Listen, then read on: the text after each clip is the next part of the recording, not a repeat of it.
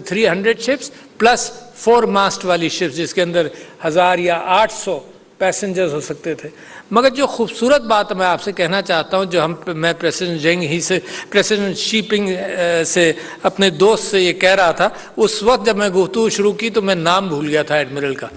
बस ये याद था कि एक बड़ा मशहूर चाइनीज़ एडमिरल था जो मुसलमान था। तो he mention that, but then he made an interesting statement and I agree with that. और मैंने भी उनसे कहा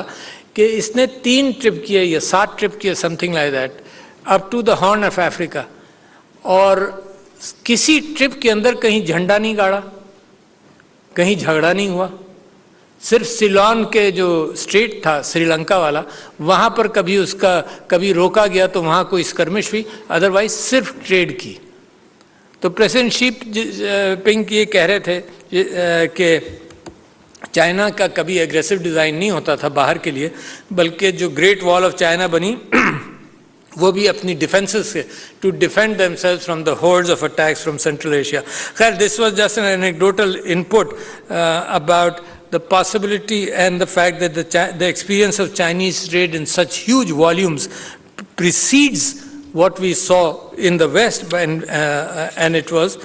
without any skirmish everywhere. तो लिहाजा चाइना का जो एक्सपीरियंस पावर्टी एलिवेशन में, तो पहला स्टेज जो था वो ये था एनर्जी सेक्टर के अंदर, और उसके बाद फिर पावर्टी एलिवेशन के हवाले से we can learn a lot from them कि किस तरह से किया। तो मैं आपको मिसाल दे रहा था कि कोविड के दौरान China is a very successful country economically, तो उनकी जेबें भी गहरी थीं, उन्होंने टोटल लॉकडाउन से कोविड को एड्रेस किया और बड़ी अच्छी तरह से किया दुनिया के अंदर, रिमार्केबल, क्रेडिट टू देम। और पाकिस्तान ने अपने अंदाज से हैंडल किया कि पाकिस्तान ने सोचा कि हमारी जेब भी इतनी गहरी नहीं है, लिहाजा हम टोटल लॉकडाउन अफोर्ड नहीं कर सकते, एंड पाकिस्तान ने इनोवेटिव काम किया। दुनिया में पहला मुल्क था जिसने इस अंदाज से कोविड को एड्रेस किया। मस्जिदें हमने सोशल डिस्टेंसिंग के साथ खुली, तो आपकी कामयाबी हासिल हुई because you looked at the people, कि लोग मिजरी में ना हो। तो ये सारा डेवलपमेंट जो है ये तो लोगों की मिजरी ख़त्म करने के लिए है ना, लोगों का स्टैंडर्ड ऑफ लिविंग बेहतर करने के लिए, लोगों की सेहत बेहतर करने के लिए, लोगों के लिए अपॉर्चुनिटीज़ क्रिएट करने के लिए कोऑपरेशन है। ह्यूमन रिसोर्स डेवलप करना है पाकिस्तान में, यानी दुनिया का तीसरा या चौथा यूथ बल्ज है, इस सारे यूथ को एजुकेट कर कर आपने इन्वॉल्व करना है। तो मैं डिस्पाइट द फैक्ट कि हम फ्लड्स के थ्रू गुजर रहे हैं, मैं समझता हूँ कि ये पाकिस्तान के लिए एक बहुत अहम दौर है। हमने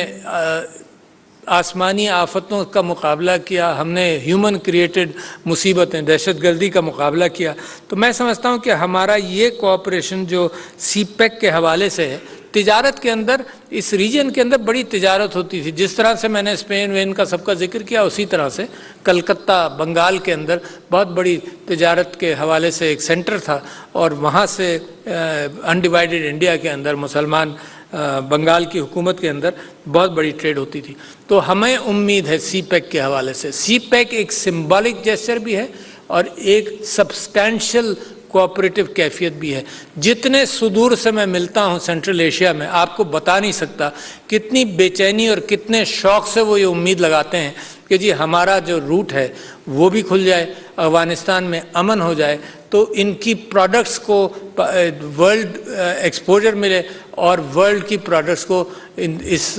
रूट के ज़रिए, क्योंकि यकीनन ग्वादर का पोर्ट ही वो रास्ता फराहम करेगा जो सेंट्रल एशियन स्टेट्स के लिए। बड़ी सख्त बेचैनी है। इंशाअल्लाह अफगानिस्तान में अमन होगा, इंशाअल्लाह अफगानिस्तान का रिकन्स्ट्रक्शन होगा, और उसके साथ साथ द फ्यूचर ऑफ पाकिस्तान और पाकिस्तान की इंडस्ट्री और पाकिस्तान के अंदर पावर्टी एलिविएशन, ये सारी चीज़ें कोलेस कर जाएंगी। फ़िलहाल ये अलग अलग पहिए आप मत समझिए, ये सीपेक बजाते ख़ुद एक कॉम्प्रिहेंसिव कैफियत है, और उसके साथ साथ पाकिस्तान की अपनी एबिलिटी, अपनी इंडस्ट्री, अपना ह्यूमन डेवलपमेंट, सब कुछ उसके साथ साथ चल रहा है। तो मैं अपने चाइना से आए हुए दोस्तों का शुक्रिया भी अदा करता हूं, और मैं समझता हूं कि ये हमारी जो पार्टनरशिप है ये हर सेक्टर के अंदर